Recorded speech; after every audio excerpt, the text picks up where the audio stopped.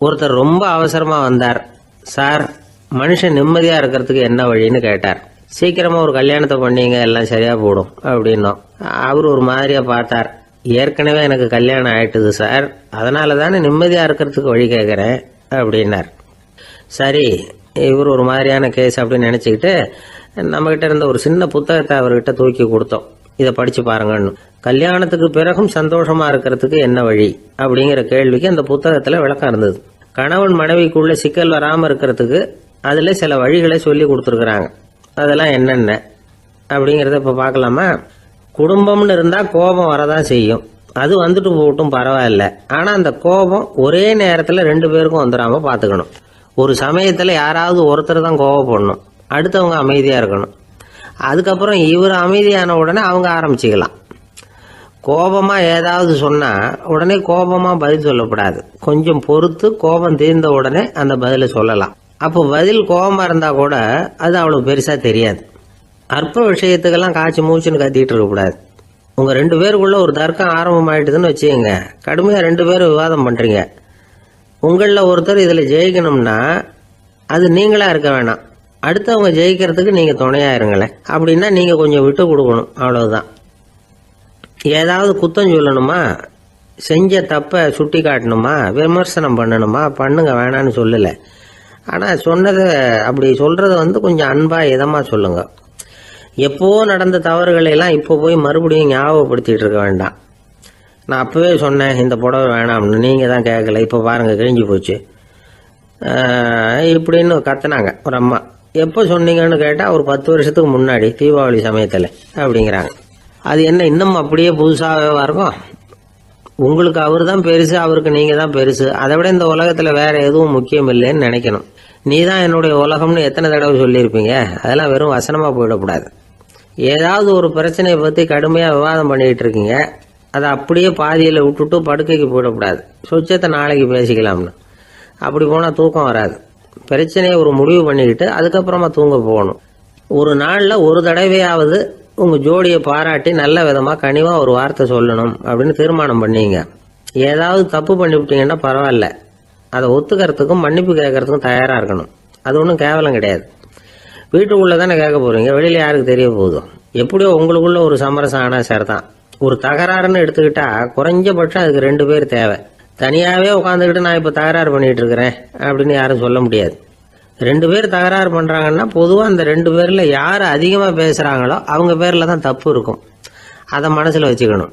இதெல்லாம் தான் அந்த புத்தகத்துல போட்டிருக்கிற வழிமுறைகள். இவ்வளவும் சரியா வரலன்னா அப்புறமா சொல்லுங்க, வேற புத்தகம் ஏதாவது இருக்கான்னு தேடுவோம். ஒரு கணவன் தன்னுடைய மனைவியை அழைச்சிட்டு ஒரு மனோதத்துவ டாக்டர் கிட்ட வந்தாரா. டாக்டர், எங்களுக்கு கல்யாணம் ஆகி 30 வருஷ காலமா நாங்க ஒரு விஷயத்துல கூட ஒத்து போனதில்லை அப்படின்னு ஆரம்பிச்சார். உடனே அந்த அம்மா குறுக்கிட்டு, அது 30 வருஷம் இல்ல 32 வருஷம் அப்படின்னாங்களாம். இந்த உலகமே ஒரு நாடக மேடை, நாம எல்லாரும் நடிகர்கள். இது ஞானிகள் சொல்றது. இது ஒரு பக்கம் இருக்கட்டும். இந்த உலகத்துக்குள்ள எத்தனையோ நாடக மேடைகள், எத்தனையோ நடிகர்கள், எத்தனையோ நாடகங்கள். இதெல்லாம் எப்படி ஆரம்பமாச்சு? அதுதான் இன்னைக்கு தகவல். அதாவது ஆதி மனிதன் பேச ஆரம்பிக்கிறதுக்கு முன்னாடி சைகையாலேயே எல்லாத்தையும் சொல்லிட்டு இருந்தான். அதனால அப்பவே நடிப்பு ஆரம்பமாயிட்டுது. முதல்ல ஒரு வேட்டையத்தான் அவன் நடிச்சு காட்டியிருப்பான். இவன் எப்படி போனான், எதிரில் மிருகம் எப்படி வந்தது, அதோட எப்படி சண்டை போட்டான், எப்படி அடிச்சு கொண்டுகிட்டு வந்தான், இதை அப்படியே மற்றவங்களுக்கு நடிச்சு காட்டியிருப்பான். ஏன்னா மொழி கிடையாது. இந்த காலத்துல எல்லாம் நாடகங்கள்ல நடிக்கிறவங்கள நடிகர்கள்ங்கிறோம். ஒரு காலத்துல இவங்களுக்கு என்ன பேரு தெரியுமா? திஸ்பியர்கள் அப்படின்னு பேராம். இதுக்கு காரணம் உண்டு. அதாவது 2000 வருஷத்துக்கு முன்னாடி கிரீஸ் நாட்டுல திசிபியஸ் அப்படின்னு ஒரு ஆள் இருந்தான். அவன் ஒரு பெரிய நாடக கலைஞன். அவன் சில இளைஞர்களை சேர்த்துக்கிட்டான், பயிற்சி கொடுத்தான், நாடக குழுவை உருவாக்கினான். நடிகர்களையும் நாடகத்துக்கு தேவையான பொருள்களையும் ஏற்றிக்கிட்டு போறதுக்கு ஒரு வண்டியையும் தயார் பண்ணான். அந்த வண்டியிலேயே அவன் கிரேக்க நாடு பூராவும் சுத்தினான். ஊர் ஊரா நாடகம் போட்டான். ஒரு ஊருக்கு போனதும் அங்க நாடகம் நடத்த தியேட்டர் இருக்கா அப்படிங்கன்னு எல்லாம் பாக்குறது இல்ல அவன். ஏன்னா அப்போலாம் தியேட்டர்னா என்னன்னு தெரியாது. நாடகம்னா அது ஒரு மூடிய கொட்டைக்குள்ளதான் நடத்தணுங்கிறது அப்ப யாருக்குமே தோணல. இந்த வண்டி போகும், அதுவே ஒரு பகுதி அப்படியே ஒரு மேடை மாதிரி விரிச்சுக்கும். அதுல ஏறி நின்றுகிட்டு நாடகத்தை நடிச்சு காட்டுவாங்களாம். மக்கள்லாம் எதிரில் தரையில உட்காந்து அதை பார்த்துக்கிட்டு இருக்கிறது. உலகத்தின் முதல் நடமாடும் தியேட்டர் இதுதானா. இந்த திசைபிஎஸ் தான் முதலா உலகத்துல நாடகம்ங்கிற பொழுதுபோக்க நடத்தி காட்டினவன் அப்படின்னு சொல்றாங்க. அவன் சொந்தமா நாடகம் எழுதுனா, நடிச்சான், நாடகத்தை இயக்கினான். அதனாலதான் அவனை first man of the theatre அப்படின்னு சொல்லுவாங்க. அவன் தான் நாடக மேடையின் முன்னோடி. கிரேக்கர் காலத்திலேயே நாடக ஆசிரியர்கள், நடிகர்கள், ரசிகர்கள் இவங்கெல்லாம் உருவாயிட்டாங்களாம். நாடகத்தின் சரித்திரத்துல இந்த 3 பிரிவும் ரொம்ப முக்கியம். அதாவது கிரேக்க தியேட்டர்கள்லாம் திறந்த வெளி மேடைகள் தான். பெரும்பாலும் மலைச்சரிவுகள், அதுவே படிப்படியாக பண்ணியிருப்பாங்க. கீழே அரைவட்ட வடிவில் மேடை, அதுக்கு ஆர்கெஸ்ட்ரான்னு பேர். பிற்காலத்தில் இதில் உட்காந்து இசைக்குழுவினர் வாய்ச்சதுனால இசைக்குழுவுக்கே ஆர்கெஸ்ட்ராங்கிற பேர் வந்துட்டுது. இப்போ கிரேக்க தியேட்டர்களில் ஒன்று, அதோட காலம் கிமு 340. அதை இன்னமும் பாதுகாத்து வச்சிருக்கிறாங்களாம். எபிடாரஸ் அப்படிங்கிற இடத்துல அது இருக்குதான். இன்னமும் அந்த தியேட்டரை பயன்படுத்திக்கிட்டு வர்றாங்களாம். சிறந்த கிரேக்க நாடகங்கள்லாம் அங்கே நடிக்கிறாங்களாம். ஆரம்ப காலத்திலேயே கட்டணம் கிடையாது. அப்புறம் பின்னாடி தான் நுழைவு கட்டணம்லாம் அப்படியே வந்துட்டு தான். நடிகர்கள் பளபளப்பான ஆடைகள் உடுத்தியிருப்பாங்களாம். இந்த குதிகால் உயர்ந்த காலணிகள் போட்டிருப்பாங்களாம். இதெல்லாம் பழைய குறிப்புகள். பலவிதமான உருவங்களில் மாஸ்க் அப்படின்னு சொல்லப்படுற முகமூடி. அதனால ஒரே நடிகர் பல வேடங்களில் நடிக்கிறது உண்டான். ஆரம்பத்தில் பெண் நடிகர்கள் கிடையாது, எல்லாம் ஆண் நடிகர்கள் தான். ரோமானியர்கள் தான் முதல் நிரந்தர நாடக மேடையை கட்டினவங்க. அதுதான் முதல் தியேட்டர். கிமு 1048 காலகட்டத்தில் பாம்பிங்கிற நகரத்தில் அதை கட்டியிருக்கிறாங்களாம். கிரேக்க ரோமானிய தியேட்டர்களின் அடிப்படையிலேயே இந்த இத்தாலிய வடிவ அமைப்பாளர்கள் இந்த குதிரை லாட வடிவில் ஒரு ஆடிட்டோரியத்தை உருவாக்கினாங்களாம். இப்படி அதை பற்றி நிறைய தகவல் இருக்குது. 1576 லண்டனில் இந்த வின்ஸ்பர்ரி, அப்புறம் இந்த பில்ட்ஸில், அப்புறம் ஜேம்ஸ் இப்படிங்கிறவர் முயற்சியால் தான் இங்கிலாந்தில் முதல் தியேட்டர் உருவாச்சான். அப்படி ஒருத்தர் இருந்தாராம். உலக நாடக மேடையின் வரலாறு இதுதான். அதாவது இப்பெல்லாம் அறிவியல் வளர்ச்சி அதிகமாயிட்டுது. திரைப்படம், தொலைக்காட்சி எல்லாம் வந்தாச்சு. ஒவ்வொரு வீடுமே ஒரு குட்டி தியேட்டர் மாதிரி ஆயிட்டுது. தொலைக்காட்சி முன்னாடி உட்காந்து எழுந்திருக்கவே மனசு வர்றதில்லை. ஒரு அம்மா ஒரு மனோதத்துவ டாக்டரை தேடிட்டு வந்தாங்களாம் இந்த காலத்தில். டாக்டர், எங்கள் வீட்டுக்காரர் எப்போ பார்த்தாலும் டிவி முன்னாடி உட்காந்துக்கிட்டு அதையே வெறிச்சு பார்த்துக்கிட்டு இருக்கிறார், உத்து பார்த்துக்கிட்டு இருக்கார், எனக்கு சந்தேகமாக இருக்குன்னாங்களாம். இது மனக்கோளாறு இல்லைங்க, ஆர்வ கோளாறு, அவ்வளவுதான், இதுக்காக பயப்படாதீங்கன்னாராம் டாக்டர். அப்படி இல்லை டாக்டர், டிவி ஓடும் பொழுது நாம எல்லாம் அதை பார்க்குறோம் சரி, ஆனால் அவர் அப்படி இல்லை, டிவியை நிறுத்தினதுக்கு அப்புறமும் அதையே உத்து பார்த்துட்டு உட்காந்துருக்கிறார், அதனால தான் சந்தேகப்பட்டு உங்ககிட்ட வந்தேன் அப்படின்னாங்களாம். ஒரு அரசனும் அமைச்சரும் ஒரு நாள் ரொம்ப சாவகாசமாக பேசிக்கிட்டு இருந்தாங்களாம். அரசன் அமைச்சரை பார்த்து ஒரு கேள்வி கேட்டிருக்கார். ஏங்க அமைச்சரே, ஆசை இல்லாத ஒரு மனுஷனால இருக்க முடியுமா அப்படின்னு. ஏன் முடியாது, துறவி அப்படிங்கிறவங்கெல்லாம் அப்படிப்பட்டவங்க தானே அப்படின்னாராம் அமைச்சர். அவங்கெல்லாம் உண்மையிலேயே ஆசையை விட்டவங்க தானா அப்படின்னு கேட்டாராம் ராஜா. அப்படிதான் இருக்கணும் அப்படின்னாராம் அமைச்சர். அப்படின்னா ஆசையே இல்லாத ஒரு உண்மையான துறவியை நான் பார்க்கணுமேன்னார். அது என்ன பிரமாதம், அதுக்கு நான் ஏற்பாடு பண்ணுறேன் அப்படின்னு விட்டார் இவர். சொல்லிவிட்டு உடனே புறப்பட்டு போனார். அங்கே தேடினார். அப்புறம் தான் அவருக்கு புரிஞ்சுது உண்மை துறவியை கண்டுபிடிக்கிறது எவ்வளவு கஷ்டமான காரியம்னு. இருந்தாலும் ராஜா கிட்ட சொல்லியாச்சே உண்மை துறவியை காட்டுறேன்னு. இப்போ என்ன பண்ணுறது, ராஜா கிட்ட சொன்னபடி நடக்கலைன்னா அவருக்கு கோபம் வந்துடும். அமைச்சர் ஒரு யோசனை பண்ணார். அவருக்கு ஒரு வழி தெரிஞ்சுது. அதுதான் சரின்னு முடிவு பண்ணார். அதாவது அந்த ஊரில் அவருக்கு தெரிஞ்ச நாடக நடிகர் ஒருத்தர் இருக்கிறார், நல்லா நடிப்பார். அவரை போய் பார்த்தார். இதை பாருப்பா, எனக்காக நீ ஒரு காரியம் செய்யணும்னார். என்னன்னு கேட்டார் அவர். நீ ஒரு துறவி மாதிரி கொஞ்ச நேரத்துக்கு நடிக்கணும். ராஜா உன்னை பார்த்துட்டு போகிற வரைக்கும் நடி, அது போதும், அதுக்காக உனக்கு 10,000 ரூபா தரேன் அப்படின்னார். அவர் எந்த காலத்தில் இவ்வளவு பணத்தை மொத்தமாக பார்த்துருக்கார். அதனால் உடனே சரின்னு ஒத்துக்கிட்டார். அமைச்சர் அரண்மனைக்கு திரும்பி வந்தார். என்ன அமைச்சரே, இன்னுமா ஒரு உண்மையான துறவி கிடைக்கலன்னார். உண்மையான துறவி ஒருத்தரை இப்போ தான் கொஞ்ச நேரத்துக்கு முன்னாடி பார்த்து பேசிவிட்டு வர்றேன். அவர் நம்ம ஊருக்கு வெளியில் குளத்தங்கரையில் உள்ள ஒரு ஆலமரத்துக்கு அடியில் உட்காந்துருக்கிறார் அப்படின்னார் இவர். அப்படின்னா உடனே புறப்படுங்க அப்படின்னார் ராஜா. பரிவாரங்களோடு புறப்பட்டார். அங்கே அந்த மரத்தடியில் அந்த ஆள் வேஷம் போட்டுக்கிட்டு துறவி மாதிரி உட்காந்துருக்கிறான். ராஜா நேராக போனார். அந்த துறவி காலில் பொத்துன்னு விழுந்து வணங்கினார். உடனே ராணி அவர் காலில் விழுந்தாங்க. அடுத்தபடியாக அமைச்சர் விழுந்தார். அவருக்கு தெரியும் இது நம்ம ஆள் தான்னு. இருந்தாலும் என்ன பண்ணுறது, நேரம். அப்புறம் பரிவாரங்கள்லாம் துறவி காலில் விழுந்து ஆசீர்வாதம் வாங்கிட்டாங்க. ராஜா அப்புறமா தங்கத்தட்டில் பொண்ணையும் பொருளையும் வச்சு அந்த துறவிகிட்ட ரொம்ப பணிவாக நீட்டுறார். தாங்கள் தயவு பண்ணி இதை ஏற்றுக்கணும் அப்படின்னு வேண்டிக்கிட்டார். அந்த துறவி பற்று இல்லாமல் அதை பார்த்தார். எல்லாத்தையும் திறந்துட்ட எனக்கு இதெல்லாம் எதுக்காக அப்படின்னு சொல்லி அதை மறுத்துட்டாராம். ஆஹா, உண்மையான துறவியை பார்த்துட்டோம் அப்படிங்கிற ஆனந்தம் அரசருக்கு. ரொம்ப நிம்மதியாக திருப்தியாக திரும்பி வந்தார் அரண்மனைக்கு. அதுக்கப்புறம் அமைச்சர் யாருக்கும் தெரியாமல் அந்த துறவிகிட்ட ஓடினார். சொன்ன பிரகாரம் பணத்தை நீட்டினார். இந்தப்பா, நான் உங்ககிட்ட சொன்னபடி 10,000 ரூபா பணம் எடுத்துக்கோ அப்படின்னார். அந்த ஆள் ராஜா கிட்ட சொன்னது மாதிரியே எல்லாத்தையும் திறந்துட்டோம் எனக்கு இதெல்லாம் எதுக்காக வேணாம் அப்படின்னு விட்டாரான். நடித்த வரைக்கும் போதும்ப்பா, இனிமேல் இந்த நாடக வசனம்லாம் வேணாம், வேஷத்தை கலைச்சிரு, பணத்தை வாங்கிக்கோன்னார். இல்லைங்க, இது வேஷம் இல்லை, இது வசனமும் இல்லை, இது உண்மை. கொஞ்ச நேரம் துறவி மாதிரி நடித்ததுக்கே இந்த தேசத்து ராஜா ராணி அமைச்சர் பரிவாரங்கள் எல்லாம் என் காலில் விழுந்து வணங்குறாங்க. அப்படின்னா உண்மையான துறவியாக இருக்கிறது எவ்வளவு பெருமையான விஷயம். நான் உண்மையான துறவியாக ஆக போகிறேன், அப்படி முடிவும் பண்ணிட்டேன் அப்படின்னார் அந்த நடிகர். வேஷம் கூட எப்படிப்பட்ட விளைவுகளை உண்டு பண்ணுது பார்த்தீங்களா. நம்மால் ஒருத்தன் ரொம்ப வசதியாக தான் இருந்தான். ஒரு நாள் அவன் சொத்து பூரா திருட்டு போட்டுது. அதுக்கப்புறம் இவன் துறவி மாதிரி ஆயிட்டான். ஊர் ஊராக சுற்றினான். ஒரு குருநாதரை தேடி கண்டுபிடிச்சான். அவர்கிட்ட சீடனாக சேர்ந்துக்கிட்டான். அவனை பார்த்து ஒருத்தர் கேட்டார், நீ உண்மையான சீடன் தானான்னு. இல்லைங்க, சீடன் மாதிரி நடிச்சுக்கிட்டு இருக்கிறேன் அப்படின்னா. அது குரு துரோகம் இல்லையா அப்படின்னு கேட்டார் அவர். இல்லைங்க, நான் பண்ணது குரு துரோகம் இல்லை, என் குரு பண்ணது தான் துரோகம். என்னுடைய பணத்தை கொள்ளையடிச்சது இவர் தான். அதை எங்கே வச்சிருக்காருன்னு கண்டுபிடிக்கிறதுக்காக தான் இவர்கிட்ட வந்து சீடனாக சேர்ந்துருக்கிறேன் அப்படின்னானா. அந்த ஆள் என்னை கண்ணா பண்ணான்னு திட்டி விட்டான் சார். அதை நினைச்சா எனக்கு ரொம்ப வருத்தமாக இருக்கு அப்படின்னு சொல்லி கவலைப்பட்டார் ஒருத்தர். இதில் கவலைப்படுறதுக்கு என்ன இருக்குது அப்படின்னார் ஒரு பெரியவர். அவர் ஒரு மகான். என்ன சார் இப்படி சொல்கிறீங்க, ஒருத்தர் நம்ம பார்த்து திட்டுனா வருத்தமாக இருக்காதா அப்படின்னார். அது எப்படி வருத்தமாக இருக்கும், திட்டுறதுங்கிறது என்ன, அது வெறும் சத்தம் தானே அப்படின்னார் அந்த பெரியவர். நம்ம ஆளுக்கு தலையை பிச்சுக்கலாம் போல இருந்தது. இருக்காது அப்படின்னா நமக்கு அப்படி தானே தோணுது.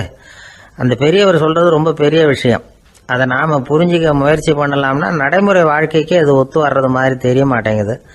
இருந்தாலும் அந்த பெரியவர் அதுக்கு என்னதான் விளக்கம் கொடுக்குறாருன்னு பார்ப்போமே. ஒரு ரயில் போயிட்டுருக்கு, அதில் ஒரு சாது போயிட்டுருக்கார்.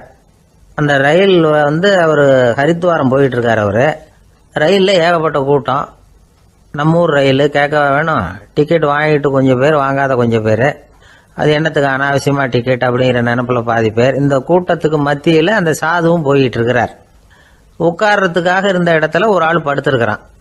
கொஞ்சம் முரட்டு ஆசாமி. அவன் காலு பக்கத்தில் கொஞ்சோண்டு இடம் பாக்கி இருந்தது. அந்த இடத்துல இந்த சாது உட்காந்துருந்தார். மெதுவாக உட்காந்துக்கிட்டார் போய். ஆனால் அந்த ஆள் ராத்திரி பூரா இவரை காலால் உதச்சிக்கிட்டே இருக்கிறான். அது இவருக்கு ரொம்ப அவமானமாக பட்டுது. அதனால் துக்கம் ஏற்பட்டது. இருந்தாலும் அதை ஒரு மாதிரியாக சகிச்சுக்கிட்டே இவர் வந்து சேர்ந்தார். பொழுது விடிஞ்சது. அந்த சாது ஹரித்வார் வந்து சேர்ந்தார். அங்கே ஒரு பெரிய ஞானியை சந்தித்தார். ராத்திரி ரயிலில் அந்த ஆள் உதைச்சதையும் அதனால் தனக்கு ஏற்பட்ட துக்கத்தையும் இந்த சாது அந்த ஞானிகிட்ட சொன்னார். சொல்லிவிட்டு, ஏன் சுவாமி, எனக்கு துக்கம் ஏற்பட்டதே அது தப்பா அப்படின்னு கேட்டார். தவறு தான்னார் அந்த ஞானி. உனக்கு இன்னமும் தேக அபிமானம் போகலைங்கிறது தான் அது காட்டுது. அஷ்டாவக்கிரர் என்ன சொல்றார் தெரியுமா, உண்மையான ஞானி யாராவது தன்னை வந்தனை செய்தால் அதற்காக சந்தோஷப்பட மாட்டார், யாராவது நிந்தனை செய்தால் அதற்காக வருத்தப்பட மாட்டார் அப்படின்னு சொல்றார். நிந்தனைங்கிறது ஒரு ஒலி தான். தேகாபிமானம் இருக்கிற வரைக்கும் இந்த ஒலி நம்மளை வந்து வேதனைப்படுத்தும். நான் தேகம் இல்லை, ஆத்மா அப்படிங்கிற நினைவு இருந்தா இந்த ஒலி நம்மளை பாதிக்காது. மனு என்ன சொல்றார் தெரியுமா, ஒரு சாதகன் பாராட்டுதலை விஷம்னு நினைச்சு பயப்படணும், அவமானத்தை அமிர்தம்னு நினைச்சு சந்தோஷப்படணுங்கிறார். அவமானப்பட்டா கவலைப்படாமல் எப்படி இருக்க முடியும் அப்படின்னு தான் நமக்கு தோணும். அதனால தான் நம்மள யாரும் இதுக்கு உதாரணமாக யாரையும் காட்ட முடியல. புத்தரையும் கபீரையும் உதாரணமாக காட்டுறாங்க. அவங்களுக்கெல்லாம் அவமானம் ஏற்பட்டப்போ கவலையே படலையாம். புத்தரை வந்து அவமானப்படுத்தணுங்கிறதுக்காக கௌசாம்பி ராணி ஒரு இளம் பெண்ணை கொலை பண்ணி சடலத்தை புத்தர் குடிசைக்கு முன்னாடி போட சொன்னார். போட்டாங்க. புத்தர் தான் அந்த பொண்ணை கெடுத்து கொலை பண்ணிவிட்டாருன்னு எல்லாரும் நினைச்சாங்க. ஆனால் புத்தர் இதை பற்றி கவலையே படலை. அப்புறமா உண்மை தெரிஞ்சதும் புத்தர் புகழ் இன்னும் அதிகமாயிட்டது. ஒரு பெரிய சபையில் ஒரு மோசமான பொண்ணு நுழைஞ்சி தனக்கும் கபீருக்கும் சம்பந்தம் உண்டுன்னு சொன்னா. கபீர் கவலைப்படலை. அவங்க மாதிரியெல்லாம் நாமளும் இருக்க கத்துக்கணும். நிந்தனை, அபகீர்த்தி, அவமானம் எல்லாம் ஆண்டவன் கொடுக்கிற பிரசாதம்னு நினைக்கணும் அப்படின்னு சொல்றார் அந்த ஞானி. இதை கேட்ட இந்த காலத்து ஆசாமி ஒருத்தர், நான் கூட அப்படிதான் சார், யாராவது அவமானப்படுத்தினா கவலைப்பட மாட்டேன். நேற்று கூட ஒருத்தர் என்ன பலார்னு அரைஞ்சுட்டார், நான் கொஞ்சம் கூட கவலைப்படலை, பேசாமல் வந்துட்டேன்னார். ஏன் அப்படி வந்துட்டீங்க அப்படின்னு. அவர் அரைஞ்சதுலேயும் ஒரு அர்த்தம் இருந்தது, அதனால தான் அப்படி வந்துட்டேன்னார். ஏன் அரைஞ்சாருன்னு கேட்டேன். 10 வருஷத்துக்கு முன்னாடி 15 ரூபா அவர்கிட்ட கடன் வாங்கினேன், அதை கேட்டு கேட்டு பார்த்துட்டு கடைசியாக தான் அரைஞ்சார் அப்படின்னார். ஆண்டவனுடைய பிரசாதம் இவருக்கு அடிக்கடி கிடைக்கும் போல இருக்கு. அம்மாக்காரங்களுக்கு அடிக்கடி ஏற்படுற கவலை ஒன்று உண்டு. அதாவது குழந்தை சரியா சாப்பிட மாட்டேங்குதே அப்படிங்கிற கவலை. இவங்கெல்லாம் ஒரு விஷயத்த நல்லா புரிஞ்சுக்கணும். குழந்தைகள்ங்கிறவங்க பெரியவங்க மாதிரி இல்லை. அவங்க கடிகாரத்தில் மணியை பார்த்துட்டு சாப்பிட்றதுக்கு உட்கார்ற ரகம் கிடையாது. பசிச்சா சாப்பிடுவாங்க, இல்லைன்னா விளையாடுவாங்க அல்லது தூங்குவாங்க. அது புரியாம அவங்கள கட்டாயப்படுத்தி அல்லது மிரட்டி சாப்பிட வைக்கிறது ரொம்ப தப்பு. ஒரு 8 மாச குழந்தைக்கு 3 மணி நேரத்துக்கு ஒரு தடவை பசிக்கும். அந்த நேரம் பார்த்து சாப்பாடு கொடுத்தா அடம் பண்ணாமல் அது பாட்டுக்கு சாப்பிட்றோம். அதே குழந்தைக்கு 1 வயசு ஆகிறப்போ 4 மணி நேரத்துக்கு ஒரு தடவை பசிக்கும். இந்த வயசுல இயற்கையாகவே பசி குறைஞ்சிருக்கும். அது புரியாம என் குழந்தை முன்னாடி மாதிரி இப்போ சரியா சாப்பிட மாட்டேங்கிறான் அப்படின்னு சில பேர் டாக்டர்கிட்ட போய் சொல்லிக்கிட்டு இருப்பாங்க. இன்னொரு விஷயம், ஒரு குழந்தைக்கு வயசு அதிகமாகிற வேகத்துக்கு உடம்பு எடையும் அதிகமாகிக்கிட்டே போவாது. உடம்பு எடை அதிகமாகிற வேகம் குறைஞ்சிக்கிட்டே வரும். 6 மாச குழந்தைக்கு ஒரு வாரத்தில் 150 கிராம் எடை கூடும். ஒரு வயசுல வாரத்துக்கு 71 கிராம் எடை கூடும். இது புரியாம அதிகமாக சாப்பாட்டை கொடுத்து குழந்தைய கஷ்டப்படுத்தக்கூடாது. ஏன்னா அளவுக்கு மீறின உணவு அஜீரணத்தை உண்டு பண்ணிவிடும். குழந்தைக்கு ஒரு தட்டில் கொஞ்சமாக ஆகாரத்தை வச்சு கொண்டுகிட்டு போய் கொடுக்கணும். மலை மாதிரி குவிச்சு வச்சா அதை பார்த்ததுமே பசி அடங்கி போயிடும். அடித்து மிரட்டி பயமுறுத்தி குழந்தைய சாப்பிட வைக்கிற பழக்கம் இருக்கு பாருங்க, அதுக்கு ஃபுட் ஃபோர்ஸிங் அப்படின்னு பேர். இப்படி பண்ணினா குழந்தைக்கு சாப்பாட்டில் விருப்பம் குறைஞ்சிரும், அதை கண்டாவே வெறுக்க ஆரம்பிச்சிடும். அது மாதிரி உளம் சார்ந்த பசி குறைவு, சைக்கோஜெனிக் அனோரெக்சியா, அது ஏற்படுமா. சாப்பாடுங்கிறதே ஒரு தண்டனை மாதிரி தோணும். குழந்தைகளுக்கு பிடிச்ச மாதிரியான ஆகாரத்தை கொடுக்கணும். சத்து அதிகம் இருக்குங்கிறதுக்காக அதுக்கு பிடிக்காத ஆகாரத்தை கொடுத்து கட்டாயப்படுத்தக்கூடாது. குழந்தைகளுக்கு 2 வயசு ஆகிறப்போ இயற்கையாகவே எதிர்மறை குணம் உண்டாகும். அதாவது அந்த எதிர்மறையாக பேசுறது. இது மாதிரி சமயங்களில் நாம் என்ன சொல்கிறோமோ அதுக்கு நேர்மாறாக நடந்துக்கும். ஏட்டிக்கு போட்டி. சாப்பிட சொன்னால் விளையாட போவோம், விளையாட சொன்னால் சாப்பாடு கேட்கும். இதை புரிஞ்சுக்கிட்டு நடந்துக்கணும். குழந்தை சொன்ன பேச்சை கேட்கலேன்னு கோவப்படக்கூடாது. குழந்தை வளர வளர பிடிவாத குணம் வர்றது சகஜம். கேட்டதை வாங்கி கொடுத்தாதான் சாப்பிடுவேன் அப்படின்னு பிடிவாதம் பண்ணும். வாங்கி கொடுத்து விடுறது தான் உத்தமம். நீங்களும் அதுகிட்ட பிடிவாதம் பண்ணிட்டு இருக்கக்கூடாது. ஏன்னா கேட்டது கிடைக்கலையேங்கிற ஏமாற்றம் கூட குழந்தையோட பசியை குறைச்சிரும். கேட்டது கிடைச்சிட்டா பசி அதிகமாகும், கொடுத்ததை மளமளன்னு சாப்பிட்றோம். குழந்தைகளுக்கு கண்ட நேரத்தில் சாப்பிட்றதுக்கு எதையாவது வாங்கி கொடுத்துக்கிட்டு இருந்தா சாப்பாட்டு நேரத்தில் சாப்பிடாம அடம் பண்ண ஆரம்பிச்சிடும். பள்ளிக்கூடம் போகிற பிள்ளைங்க காலை உணவை சரியாக சாப்பிட மாட்டாங்க. அச்சம், அவசரம், பரபரப்பு இதெல்லாம் தான் காரணம். பள்ளிக்கு புறப்படுறதுக்கு ஒரு 3/4 மணி நேரத்துக்கு முன்னாடியே சாப்பாடு போட்டுருங்க, அது சரியாக போடும். படிக்கிற குழந்தைகள் உடல் சோர்வு, மனச்சோர்வு இது காரணமாக கூட சாப்பிட மறுக்கிறது உண்டு. இப்போ உதாரணமாக சாயந்தரம் விளையாடி விட்டு வீட்டுக்கு வந்ததும் சாப்பிட சொன்னால் வேணாம்பாங்க. இது உடல் சோர்வு. ரொம்ப நேரம் வீட்டு பாடங்களை செஞ்சு முடித்த கையோடு சாப்பிட சொன்னாலும் அவங்களால சரியாக சாப்பிட முடியாது. இது உளச்சோர்வு, அதாவது மனச்சோர்வு. இதை தவிர குழந்தைகளுக்கு உடல் நலக்குறைவு ஏற்பட்டால் கூட சாப்பிட மறுக்கிறது உண்டு. சில மருந்து மாத்திரைகள் கூட பசியை குறைச்சிரும்.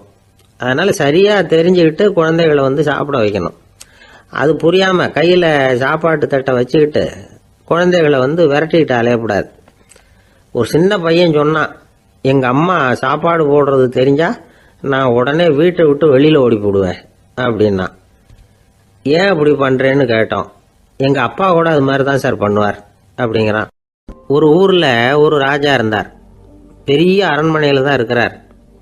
எல்லா வசதியும் இருந்தது. இருந்தாலும் அவர் எல்லாரும் சொல்கிறது எப்படி தெரியுமா, பிச்சைக்கார ராஜா. அப்படி ஒரு பேர் அவருக்கு நிலைச்சி போச்சு. ஜனங்களும் சரி, மற்ற தேசங்களில் உள்ளவங்களும் சரி, அவர் அந்த பேர் சொல்லியே குறிப்பிடுறது வழக்கமாக போட்டுது. இது அவருக்கு ரொம்ப கவலையாக போச்சு.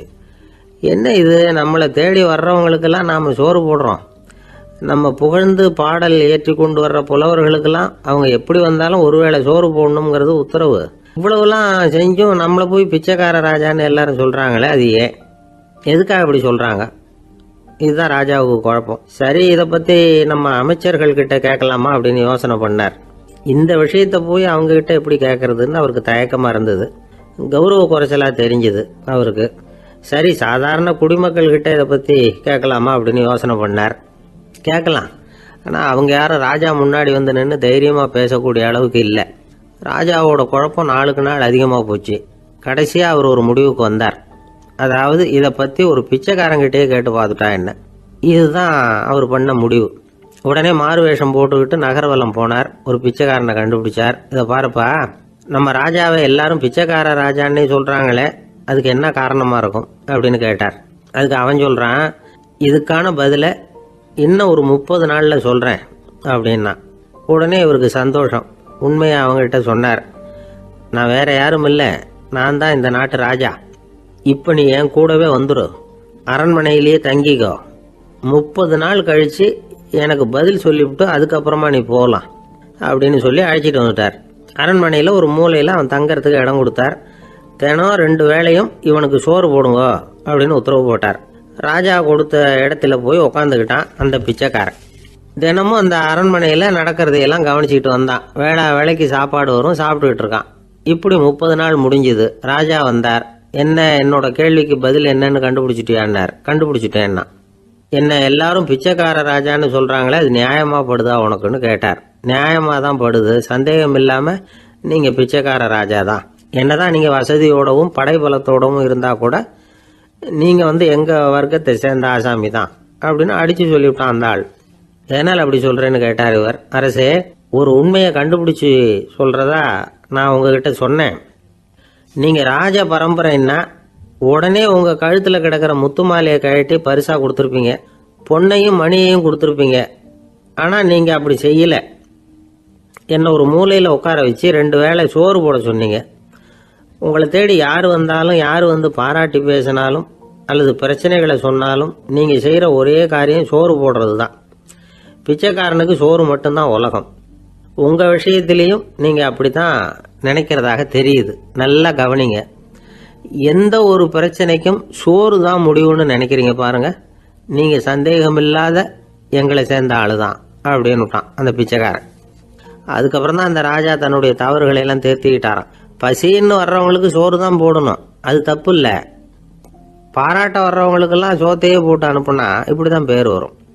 எனக்கு தெரிஞ்ச ஒருத்தர் தினமும் யாராவது ஒருத்தரை தன் வீட்டுக்கு அழைச்சிட்டு போவார், சாப்பாடு போட்டு அனுப்புவார். முன்னறிவிப்பு இல்லாமல் திடீர்னு ஒரு விருந்தாளியோட வீட்டில் போய் இவர் நிற்கிறது வழக்கம்.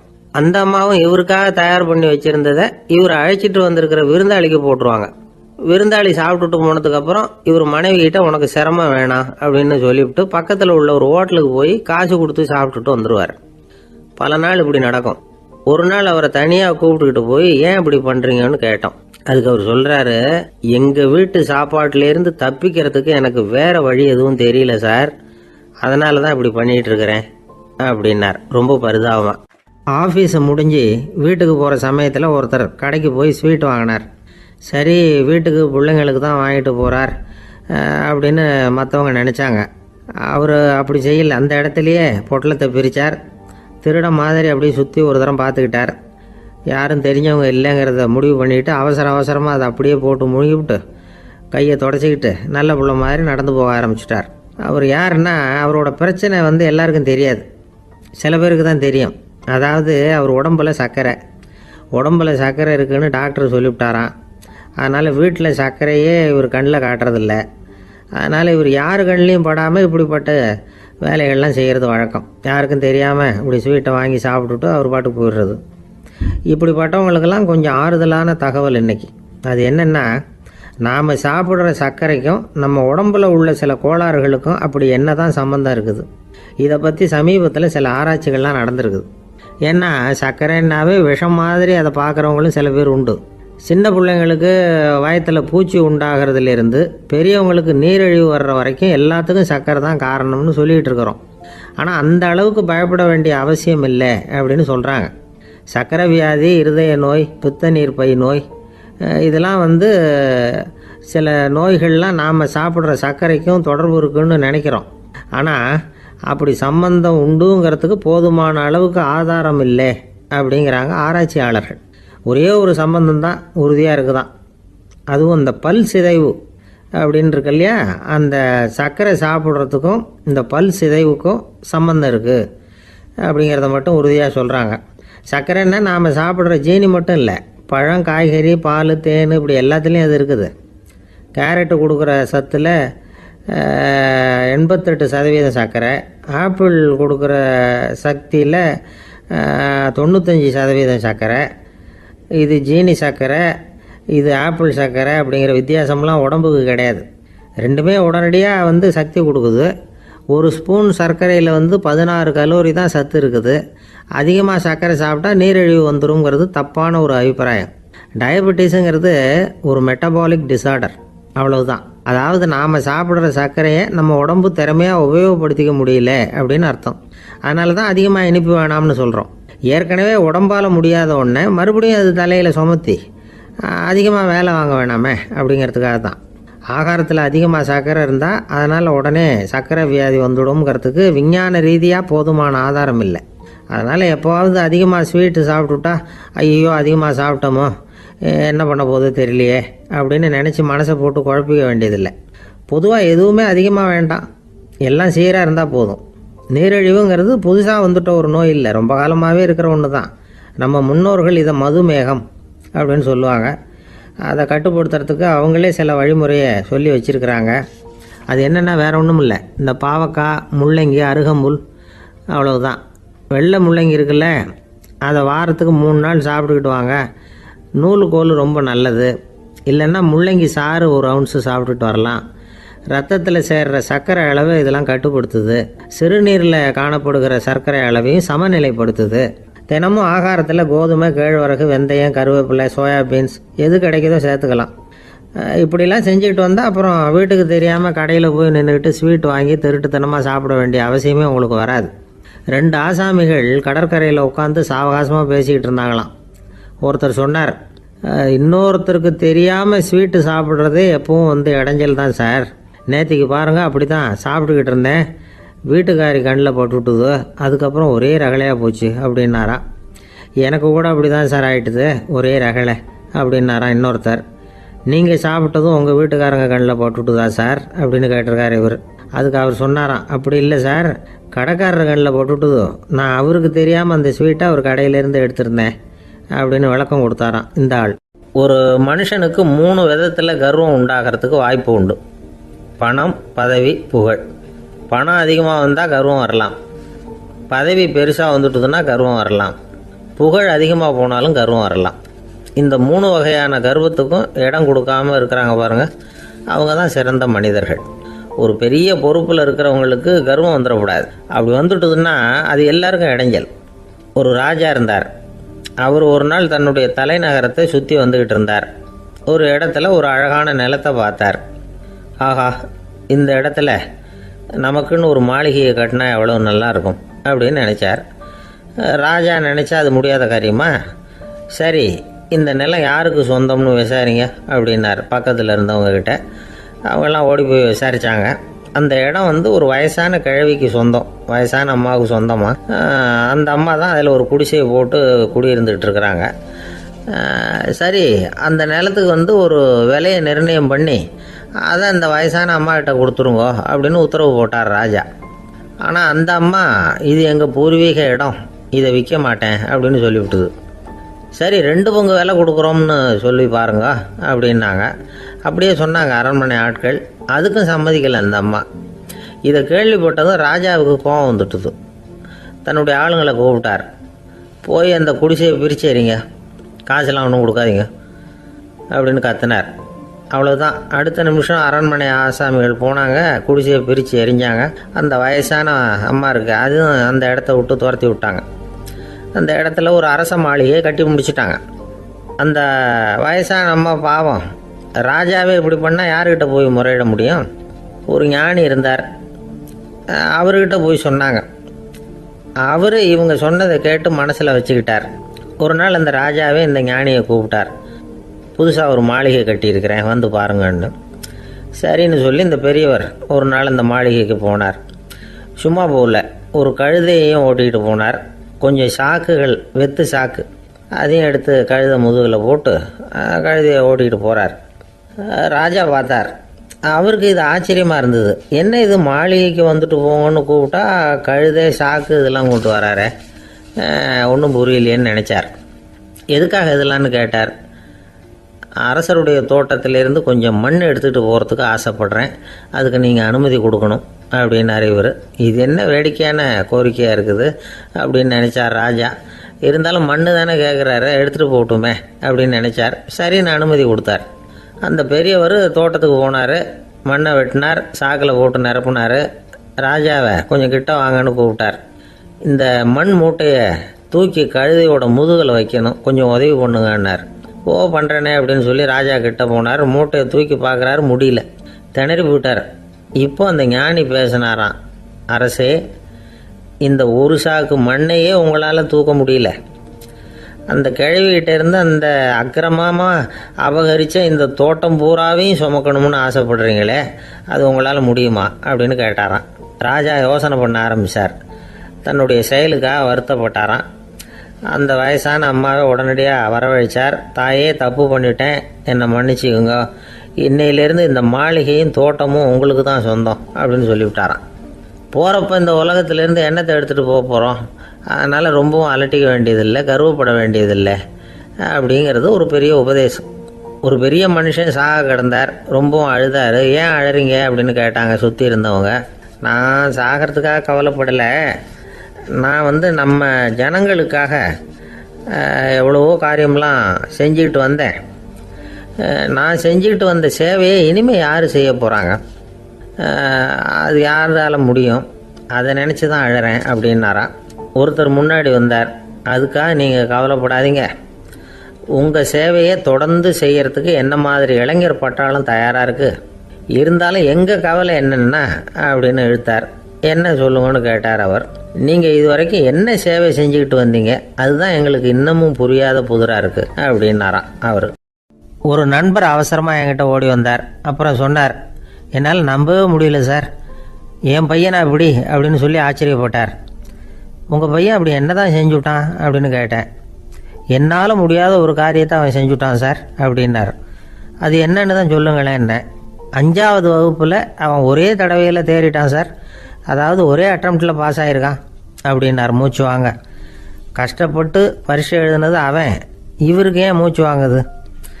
நம்மால் செய்ய முடியாத ஒரு காரியத்தை இன்னொருத்தர் செய்யும் பொழுது அது நமக்கு ஆச்சரியமாக இருக்குது. சர்க்கஸ் பார்க்குறோம், ஒருத்தர் அந்த இடத்துல தொங்குறார், அது நமக்கு ஆச்சரியம், ஏன்னா அது நம்மால் முடியாத காரியம். நம்மால் முடியாத ஒன்றை அடுத்தவர் எளிதாக செய்யும் பொழுது நாம் மருள்வது இயற்கை. இதை தான் தொல்காப்பியம் மருட்கை அப்படின்னு சொல்லுது. இந்த வியப்பு இருக்குதே, இது 4 வகையில் ஏற்படுறதாக தொல்காப்பியம் சொல்லுது. அது என்ன 4 வகை? முதல் வகை எப்படின்னா, புதுமையான அரிய செயல்களை செய்கிறது. 2வது வகை என்னென்னா பெரும் செயல்களை செய்கிறது. 3வது வகை என்னென்னா மிக நுட்பமான செயல்களை செய்கிறது. 4வது வகை என்னென்னா ஆக்கம் தரும் செயல்களை செய்கிறது. புதுமை, பெருமை, சிறுமை, ஆக்கமோடு மதினம் சாலா மருட்கை 4 அப்படிங்கிறது தொல்காப்பியம். இன்றைக்கி விஞ்ஞானம் புதுசு புதுசாக எதையோ கண்டுபிடிக்குது. ஆரம்பத்தில் அது ஆச்சரியமாக இருக்குது, அப்புறம் அது நமக்கு பழகி போயிடுது. வானொலி பெட்டி புதுசாக வந்தப்போ ஒரு பெட்டி பேசுதுங்கிறது எவ்வளோ பெரிய ஆச்சரியம். இப்போ யாரும் அதை ஆச்சரியமாக பார்க்குறதில்ல. மதினம் சாலா மருட்கை அப்படின்னு ஒரு சொற்றொடர் வருது பாருங்கள், அதில் கருத்தாழம் உண்டு. எதை பற்றியும் போதுமான அளவு புரிந்து கொள்ளாத போது ஒருத்தர் ஆச்சரியப்படுறார். புரிந்து கொண்ட பிறகு ஆச்சரியம் மறைஞ்சு போயிடுது. மிக நுட்பமான செயல்களும் நம்ம ஆச்சரியப்பட வைக்கும். ஒரு அரிசியில் ஒரு திருக்குறள் எழுதி காட்டுறாங்க, ஒரு முட்டை ஓட்டுக்குள்ளே ஓவியம் தீட்டி காட்டுறாங்க. கருங்கல் சிற்பங்களில் எவ்வளவு நுட்பமான வேலைப்பாடுகளை எல்லாம் பார்த்து ஆச்சரியப்படுறோம். இது மாதிரி ஆக்கப்பூர்வமான அரிய செயல்களை செய்கிறது கூட வியப்பை உண்டு பண்ணும். குப்பை கூலங்களை கூட வாழ்க்கைக்கு பயன்படுகிற பொருளாக மாற்றுகிறவர்கள் இருக்காங்க, அவர்களுடைய செயல் வியப்பு அளிக்குது. இடைக்காட்டு சித்தர் பாடின 30 நூலில் வர்ற ஒரு பாடல், ஆற்றல் பிறர் அறிதலின் அகம் கிளர்வு உறுதலின் கற்று அறி பாணர் கழுமிய கோடலின் தோற்றம் உருகவே போற்றல் சால் வியப்பே. ஒருத்தருடைய ஆற்றல் தெரியாமல் இருந்தது, அவருடைய அரிய செயலை பார்க்கும் பொழுது வியப்பாக இருந்தது, மனசுக்குள்ள கிளர்ச்சி. பாவலர்கள் இவர்களுடைய புகழை பாடி மற்றவர்களும் தெரிந்து கொள்ளுமாறு செய்கிறார்கள் அப்படிங்கிறது தான் ஒரு யதார்த்தமான உண்மை. ஆக எல்லா வகையிலும் மக்கள் தங்களுடைய வாழ்க்கையில் முன்னேறுவதற்கான வழிகாட்டுகிற ஒரு மெய்ப்பாடு தான் வியப்புங்கிறது. இந்த காலத்தில் நம்ம எப்படியெல்லாம் ஆச்சரியப்பட வைக்கிறாங்க. ஒரு ஆளை பிடிச்சி ஜெயிலில் கொண்டு வந்தாங்க. ஜெயில் அதிகாரி அவனை ரொம்ப ஆச்சரியமாக பார்த்தாரான். இவன் கேட்டான், ஏன் சார் அப்படி பார்க்குறீங்க, நான் இப்போ இங்கே வர்றது உங்களுக்கு ஆச்சரியமாக இருக்குதா அப்படின்னு கேட்டிருக்கான். இதுக்கு ஜெயில் அதிகாரி சொல்லியிருக்கார், நீ இப்போ இங்கே வந்ததில் எனக்கு ஒன்றும் ஆச்சரியம் இல்லைப்பா, ஏற்கனவே நீ இங்கேருந்து விடுதலையாகி போய் 6 மாதம் ஆச்சு, இவ்வளவு லேட்டாக வர்றியே அதுதான் எனக்கு ஆச்சரியமாக இருக்குது அப்படின்னாராம். ஒரு அம்மா தெருவில் உட்காந்து என்னத்தையோ தேடிட்டு இருக்கிறாங்க. அந்த அம்மா ஒரு சூஃபி ஞானி. அவங்க பேர் என்னன்னா ரபியா அல் அடாவியா. அந்த அம்மாவுக்கு கண் கூட தெளிவாக தெரியாது. அந்த பக்கமாக வந்த சில பேர் இவங்களுக்கு உதவி செய்கிறதுக்காக வந்தாங்க. என்ன தேடிட்டு இருக்கிறீங்க அப்படின்னு கேட்டாங்க. இதுக்கு அந்த அம்மா, அந்த கேள்வி அவ்வளோ முக்கியத்துவம் இல்லை, நான் தேடிட்டு இருக்கிறேன், உங்களால் முடிஞ்சால் எனக்கு உதவி பண்ணலாம் அப்படின்னாங்களாம். உதவி செய்ய வந்தவங்களுக்கு ஆச்சரியம். எதை தேடுறோங்கிறது தெரியாமல் இப்படி ஏன் நேரத்தை செலவழிக்கிறீங்க, நாங்கள் எப்படி உங்களுக்கு உதவ முடியும், எங்களுக்கு ஒன்றும் புரியலையே அப்படின்ட்டுருக்காங்க. சரி, உங்களை திருப்தி பண்ணுறதுக்காக சொல்கிறேன், ஒரு குண்டூசி தொலைஞ்சி போச்சு, அதை தேடுறேன் அப்படின்னாங்களாம் அந்த அம்மா. அதுக்கப்புறம் இவங்களும் சேர்ந்து தேட ஆரம்பிச்சிட்டாங்க. கொஞ்ச நேரம் ஆச்சு, ஒன்றும் கிடைக்கல. உதவி செய்ய வந்தவங்களும் அழுத்து போட்டாங்க. அப்புறம் கேட்டாங்க, பாருங்கம்மா, இது ரொம்பவும் பெரிய தெரு, அகலமான தெரு, அதனால் குறிப்பாக நீங்கள் எந்த இடத்துல அந்த குண்டூசியை தொலைச்சிங்க அதை சொல்ல முடியுமான்னாங்களாம். இதுக்கு அந்த அம்மா, நீங்கள் மறுபடியும் அர்த்தமில்லாத கேள்வியை கேட்குறீங்க, உங்கள் கேள்விக்கும் நான் தேடுறதுக்கும் என்ன சம்மந்தம்னாங்களாம். இதை கேட்டதும் அவங்க ஒரு மாதிரி ஆயிட்டாங்க. என்னம்மா நீங்கள் பைத்தியம் மாதிரி பேசுகிறீங்க அப்படின்னாங்களாம். சரி, உங்களை மறுபடியும் திருப்திப்படுத்துறதுக்காக சொல்கிறேன், அதை நான் எங்கள் வீட்டில் தொலைச்சுட்டேன் அப்படின்னாங்களாம்.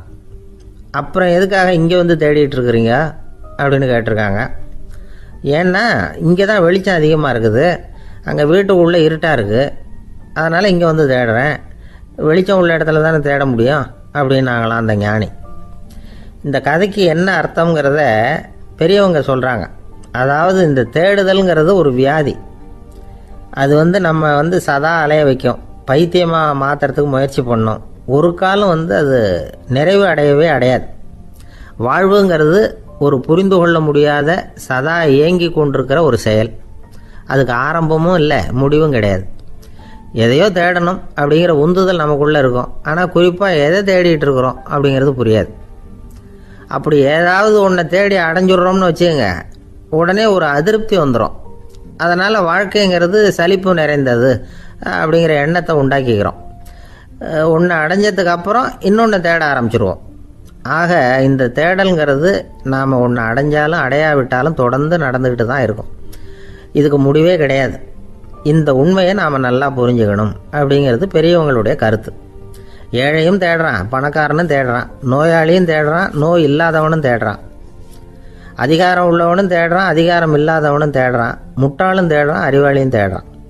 ஆனால் யாரும் இதை தான் தேடி சாதிக்க போகிறோம், இதுதான் முடிவு அப்படின்னு திட்டவட்டமாக சொன்னதில்லை. ஒன்று அடைஞ்சதும் இன்னொன்று தேட ஆரம்பிச்சிடுறாங்க, அவ்வளோதான். அதாவது உங்களின் தேடுபவர் உங்கள் உள்ளே தான் இருக்கிறார், அவரை தேடி கண்டுபிடியுங்கள். இதுதான் ஞானிகள் நமக்கு சொல்லுகிற ஒரு ஆலோசனை. நம்மால் ஒருத்தன் ஜெயிலில் இருந்தான். இன்னொரு கைதி அவனை பார்த்து கேட்டான், ஏன்பா உன்னை பார்க்குறதுக்கு வெளியிலேருந்து யாருமே இங்கே வர்றது இல்லையே, உனக்கு சொந்தக்காரங்களே கிடையாதா அப்படின்னு கேட்டானா. ஏன் இல்லை, எனக்கு சொந்தக்காரங்க நிறைய பேர் உண்டு, அவங்க என்னை பார்க்க வராததுக்கு காரணம் வேற அப்படின்ட்டுருக்கான் இவன். என்ன காரணம்னு கேட்டான் அவன். அதுக்கு இவன் சொன்னானா, அதுக்கு என்ன காரணம்னா அவங்க எல்லாரும் இங்கே உள்ளேயே இருக்கிறாங்க அப்படின்னானா. ஒரு ஆசாமி வேகமாக ஓடிக்கிட்டு இருந்தான். ஏன் இப்படி ஓடுறேன்னு கேட்டார் இன்னொருத்தர். அங்கே ஒரு ஆள் அடிபட்டு கிடக்கிறான், அதை பார்த்தேன், உடனே ஓடுறேன்னா. எங்கேன்னு கேட்டார். ஆஸ்பத்திரிக்குன்னா. ஒரு ஆள் அடிபட்டு கிடக்கிறத பார்த்தா உடனடியாக நாம் செய்ய வேண்டியது முதல் உதவி, அதுக்கப்புறம் தான் ஆஸ்பத்திரி. இன்றைக்கி விபத்துங்கிறது சர்வசாதாரணமாக நடந்துக்கிட்டு இருக்குது. வாகன விபத்து, வெடிகுண்டு விபத்து, தீ விபத்து, கட்டடம் சரியறது, பூகம்பம், இப்படி நிறைய நடக்குது. ஒரு விபத்தை பார்த்துட்டா நம்மளில் பல பேர் நமக்கு என்னத்துக்கு வம்புன்னு ஒதுங்கி போயிடுறதும் உண்டு. சில பேர் துணிஞ்சு கிட்ட போய் உதவி செய்கிறதும் உண்டு. அப்படி உதவி செய்ய நினைக்கிறவங்களுக்கு உபயோகப்படுற தகவல் இது. விபத்தில் காயமடைஞ்சவங்களை 3 பிரிவாக பிரிக்கலாமா. முதல் வகை கொஞ்சம் சீரியஸானது, உயிருக்கு உடனே ஆபத்து தரக்கூடியது. மூளை காயம், முகம், கழுத்து காயங்கள், இருதயம், நுரையீரல் காயங்கள், வயத்தில் உள்ளுறுப்பு காயங்கள், அதிகப்படியான இரத்தப்போக்கு, இதனால எல்லாம் பாதிக்கப்பட்டிருந்தால் அது முதல் வகை அப்படின்னு நாமளே மனசுக்குள்ளே முடிவு பண்ணிக்கணும். இவங்களுக்கெல்லாம் உடனடியாக முதல் உதவி கொடுக்கணும். தாமதப்படுத்தாமல் ஆஸ்பத்திரிக்கு கொண்டுகிட்டு போயிடணும். இப்படி கொஞ்சம் எச்சரிக்கையாக நடந்துக்கிட்டால் அவங்களில் பல பேரை காப்பாற்றி போடலாம்.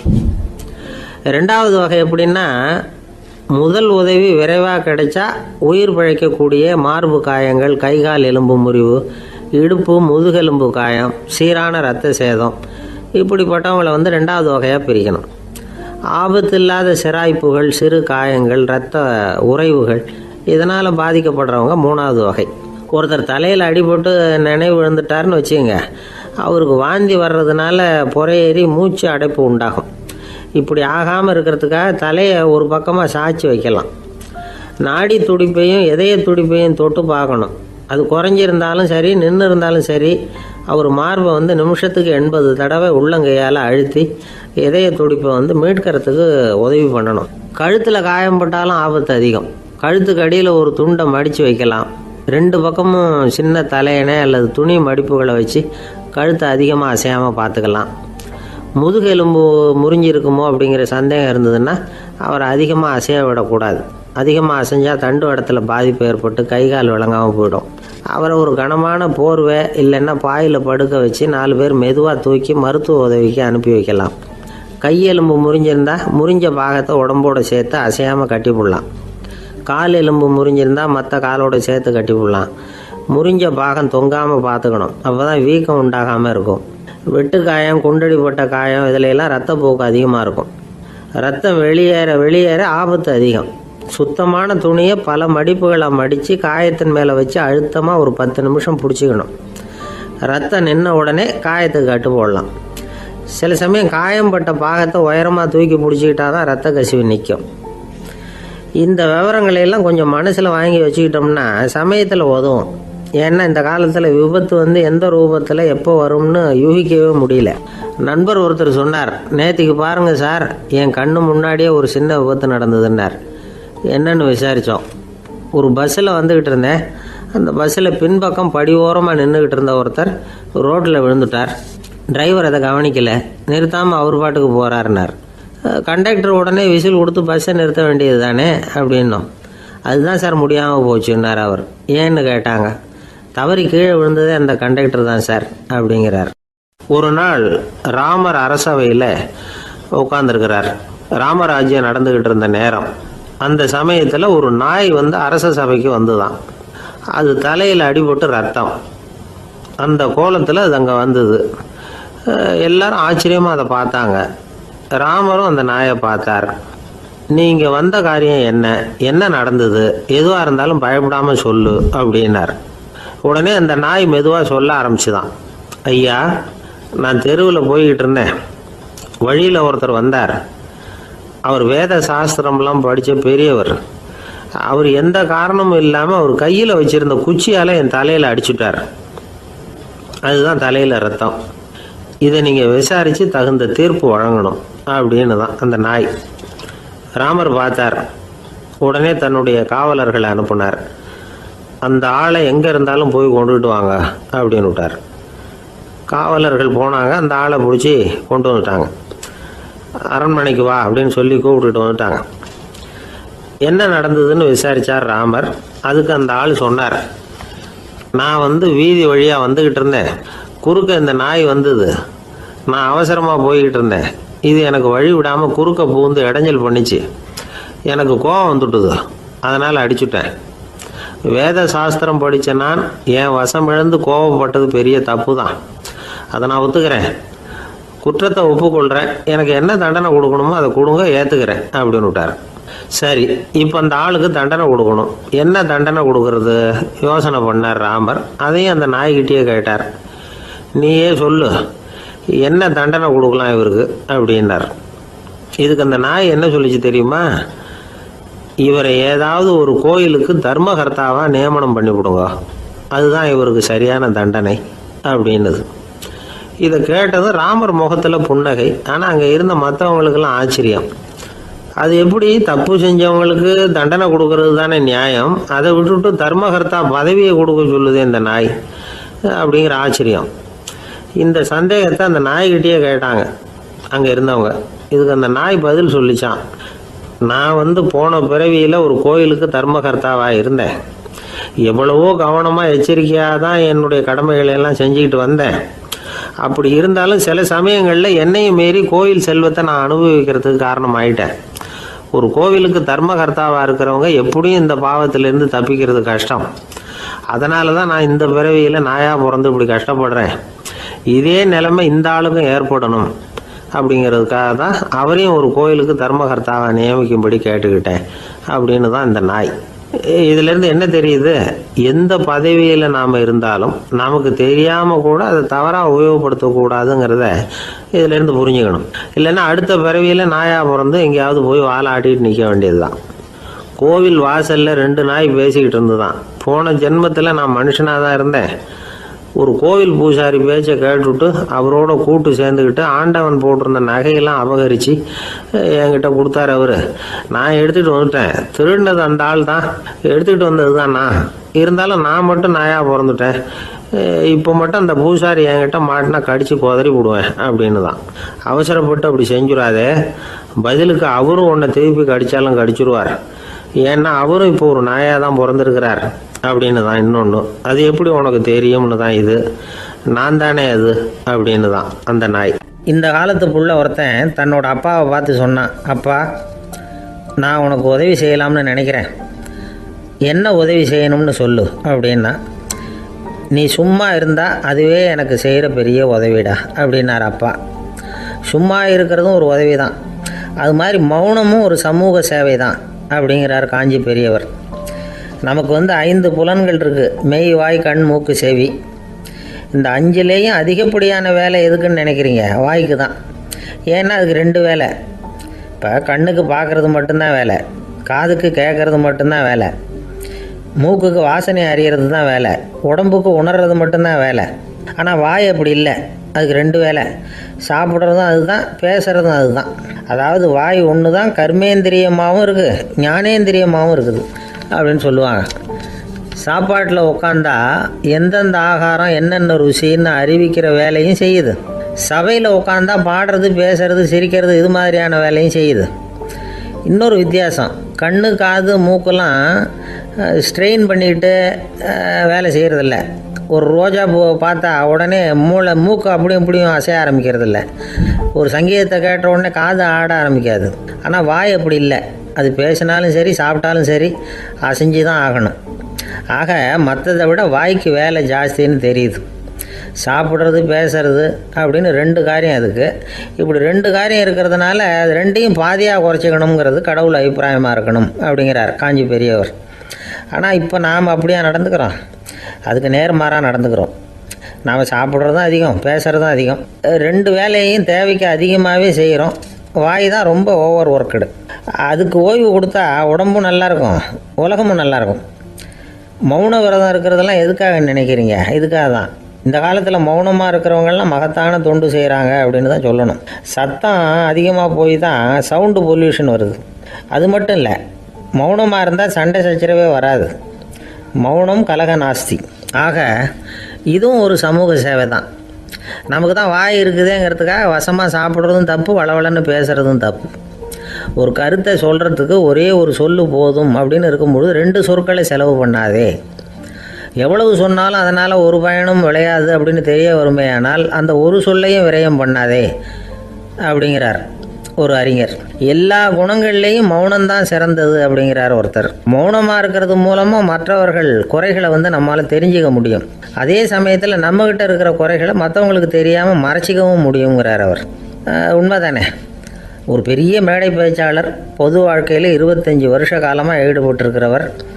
அவர் மனைவி ஒரு நாள் சொன்னாங்க, எங்கள் வீட்டுக்காரர் 25 வருஷ காலமாக பொது வாழ்வில் ஈடுபட்டிருந்தா கூட இந்த மாதம் 10ஆம் தேதியிலேருந்து தான் மக்களுக்கு சேவை செய்ய ஆரம்பிச்சிருக்கார் அப்படின்னாங்க ரொம்ப பெருமையாக.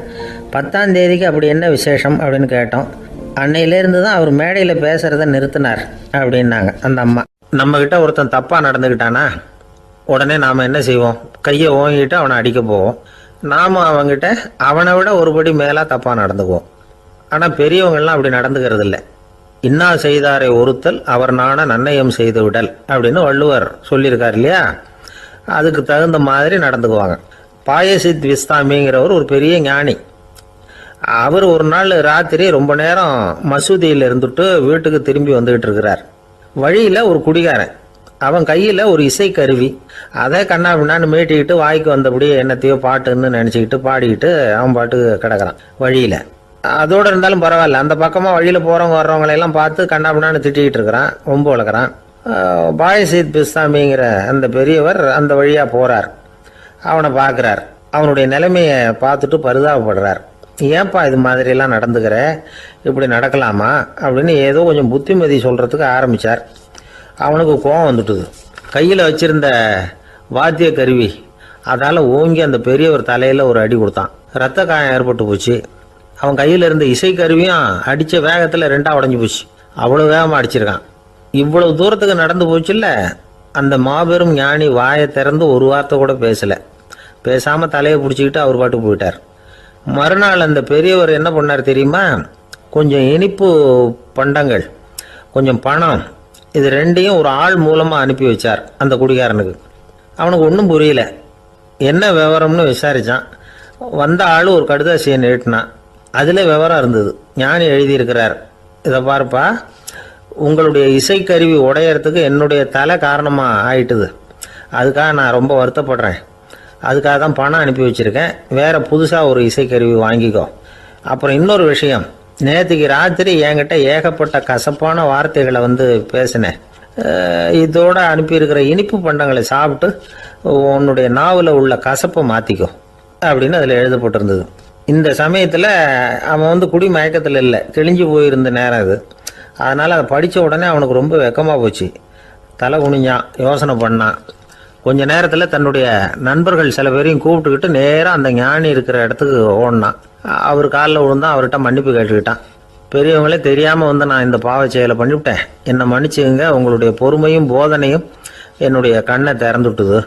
இனிமேல் நானும் என்னுடைய நண்பர்களும் நல்ல வழியில் திருந்தி வாழ போகிறோம் அப்படின்னா. ஞானி செய்த நன்னயம் குடிகாரனை எப்படி திருத்திருக்கு பார்த்தீங்களா? இந்த கதையை கேட்டுவிட்டு ஒருத்தர் சொன்னார், என் வாழ்க்கையில் கூட அப்படி ஒரு சம்பவம் நடந்தது சார். நானும் ஒரு நாள் ராத்திரி ஓவராக குடிச்சிட்டு ஒரு கிட்டாரை வாசிச்சுக்கிட்டு கண்ணாபின்னான்னு உளறிக்கிட்டு திட்டிக்கிட்டு இருந்தேன். அந்த சமயம் அந்த வழியாக ஒருத்தர் வந்தார். ஓங்கி தலையில் ஒரே ஒரு அடி, ரத்தம் வந்துட்டுது. அதுக்கப்புறம் என் மனசு தெரிந்துட்டுது சார் அப்படின்னார். அப்படியா என்ன? ஆச்சரியமா. ஆமாம் சார், அடி விழுந்தது அவர் தலையில் இல்லை, ஏன் தலையில். வந்தவர் என்ன அப்படி அடிச்சுட்டார். மயக்கம் தெளிஞ்சதுக்கு அப்புறம்தான் எனக்கு விவரம் புரிஞ்சுது. அவர் ஒரு போலீஸ்காரர் அப்படின்னார் ரொம்ப சோகமாக. அந்த ஆளுக்கு பேச தெரியாது, அவர்கிட்ட கொஞ்சம் எச்சரிக்கையாக நடந்துக்கோ அப்படின்னு சொல்கிறது உண்டு. அப்படின்னா என்ன அர்த்தம்? அவர் இன்னமும் குழந்தையாகவே இருக்கிறாரு, இன்னும் பேச்சு வரலன்னு அர்த்தம்? அப்படி இல்லை, அவருக்கு நாகரிகமாக பேச தெரியலன்னு அர்த்தம். பேசுறதுங்கிறது மனுஷனால் மட்டுமே முடியக்கூடிய ஒரு காரியம். அப்படி இருந்தும் அதோட பெருமையை அவன் இன்னமும் சரியாக புரிஞ்சிக்கலன்னு தான் சொல்லணும். அதனால தான் அவன் அளவுக்கு அதிகமாக வார்த்தைகளை கொட்டி விடுறான். அதுக்கப்புறம் அதையெல்லாம் திருப்பி அள்ள முடியாமல் கிடந்து கஷ்டப்படுறான். கொட்டின வார்த்தையை அள்ள முடியுமா? ஒருத்தரை இன்னைக்கு பார்த்து முட்டாள்னு திட்டி விடுறீங்க, நாளைக்கு மறுபடியும் அவர்கிட்ட போய் நேற்றுக்கு உன்னை முட்டாள்னு சொல்லிவிட்டேன், அந்த வார்த்தையை திருப்பி கொடு, வாங்கிட்டு போயிடுறேன் அப்படின்னு நான் சொல்ல முடியும்? அவன் கோபக்காரனாக இருந்தால் நேற்றுக்கே அதை வேறு விதமாக உங்களுக்கு திருப்பி கொடுத்துருப்பான். உலகத்தில் எவ்வளவோ ஜீவராசிகள் இருக்குது, அதுக்கெல்லாம் வாய் இருக்குது. அந்த வாயெல்லாம் எதுக்கு உபயோகம்? சாப்பிட்றதுக்காக. ஆனால் நமக்கு இருக்கிற வாய் சாப்பிட்றதுக்காக மட்டும் இல்லை, பேசுகிறதுக்காகவும் தான். பேச முடியலன்னா வாய் இருந்தால் கூட அது வாயில்லா ஜீவன் தான். ஒரு பையனை பார்த்து அது வாய் உள்ள புள்ள பொழைச்சிக்கும் அப்படின்னா மற்ற பையன்களுக்கெல்லாம் முகத்தில் வாயே இல்லைன்னு அர்த்தம். அப்படி இல்லை, அந்த பையன் கொஞ்சம் கெட்டிக்காரத்தனமாக பேசுவான்னு அர்த்தம். அதனால் எப்படி பேசணும் அப்படிங்கிறத நாம் முக்கியமாக தெரிஞ்சுக்கணும். இதுக்கு 8 விதமான குறிப்புகளை நம்ம பெரியவங்க சொல்லியிருக்கிறாங்க. பேச்சுக்கு 8 அங்கங்கள் உண்டு அப்படின்னு அவங்க சொல்கிறாங்க. அதெல்லாம் என்னென்ன அப்படின்னா உண்மை, நன்மை, அன்பு, நிதானம், இனிமை, ஆழம், சமயமறிதல், சபையறிதல். இந்த 8 தன்மையும் பேச்சில் இருக்கணுமா. இதையே கொஞ்சம் விவரமாக சில பேர் போர்டில் எழுதி வச்சுருப்பாங்க. அதாவது எழுத்துலையாவது அதெல்லாம் இருக்கட்டுமே அப்படின்னு நினச்சி நீங்கள் கூட சில இடங்களில் இதை பார்த்துருக்கலாம். அதாவது உண்மையே பேசுக, நன்மையே பேசுக, அன்பாக பேசுக, நிதானமாக பேசுக, இனிமையாக பேசுக, ஆழமுடையதாக பேசுக, சமயமறிந்து பேசுக, சபையறிந்து பேசுக, இப்படி எழுதி வச்சுருப்பாங்க. இந்த 8 அம்சமும் சரியாக பொருந்தி இருந்தால் தான் அது பேச்சு. மற்றதெல்லாம் பேச்சாகிடாது. பேச்சு ஒரு சிறந்த கலை. எல்லாத்தையும் விட பேசாமல் இருந்தும் பழகணும், அது ரொம்ப முக்கியம். உண்மையே பேசணும். சத்தியத்துக்கு மதிப்பு கொடுக்குறவங்கள தான் சரித்திரம் மதிக்கும். உண்மை பேசினா மட்டும் போதாது, அந்த உண்மையில் நன்மை கலந்துருக்கணும். கொலைகாரனுக்கு பயந்துக்கிட்டு ஒருத்தன் உங்கள் வீட்டுக்குள்ளே ஒளிஞ்சிருக்கிறான். அந்த முரட்டு ஆசாமி கையில் அறிவாளோடு வந்து அவங்க வந்தானான்னு உங்ககிட்ட கேட்குறான்னு வச்சுங்க. உண்மைதான் உயர்வு தரும் அப்படின்னு நினச்சிக்கிட்டு ஆமாம் உள்ளே தான் இருக்கிறான், அடுப்பங்கரையில் குதிருக்கு பின்னாடி உட்காந்துருக்கிறான், போய் பிடிச்சிட்டு போங்க அப்படின்னு நான் சொல்லுவீங்க. அது நன்மை இல்லாத உண்மை. அதனால் பிரயோஜனம் கிடையாது. அதே மாதிரி உங்கள் பேச்சில் அன்பு இருக்கணும், நிதானம் இருக்கணும், இனிமை இருக்கணும், சிந்தித்து பேசணும், சமயம் அறிந்து பேசுகிறதும் முக்கியம். அதை பற்றி நமக்கு வேறு யாரும் சொல்லிக் கொடுக்க வேண்டியதில்லை. எந்த நேரத்தில் யாருக்கிட்ட எப்படி பேசினா காரியம் நடக்கும் அப்படிங்கிறது நமக்கு நல்லா தெரியும். அது கைவந்த கலை. அவையறிந்து பேசுகிற திறமை பேச்சாளர்களுக்கு ரொம்ப அவசியம். அது இல்லைன்னா நிலைமை பரிதாபமாயிடும். ஒரு பேச்சாளர் ரொம்ப மும்முரமாக பேசிக்கிட்டே இருந்தாராம். ரொம்ப நேரம் நிறுத்தவே இல்லை, பேசிக்கிட்டே இருக்கிறார். சபையில் இருந்தவங்கலாம் ஒவ்வொருத்தரும் எழுந்திரிச்சு போய்கிட்டே இருக்கிறாங்க. கடைசியில் 2 பேர் தான் அக்கறையாக பேசுகிறவரை கவனிச்சிட்டு உட்காந்துருந்தாங்களாம். மேடையில் பேசிக்கிட்டு இருந்தவர் அவங்கள பார்த்து சொன்னாராம், எனக்கு கூட்டம் முக்கியம் இல்லை, எவ்வளவு பேர் என் பேச்சை கேட்குறாங்க அப்படிங்கிறது முக்கியம் இல்லை. நீங்கள் 2 பேராவது ஊக்கமாக என்னை கவனிச்சிக்கிட்டு உட்காந்துருக்குறீங்க, அது போதும். உங்களுக்காகவே நான் பேசிக்கிட்டு இருக்கிறேன் அப்படின்னார். இதை கேட்டதும் உட்காந்துருந்த 2 பேரில் ஒருத்தர் எழுந்திருச்சு, அப்படி இல்லைங்க, நாங்கள் 2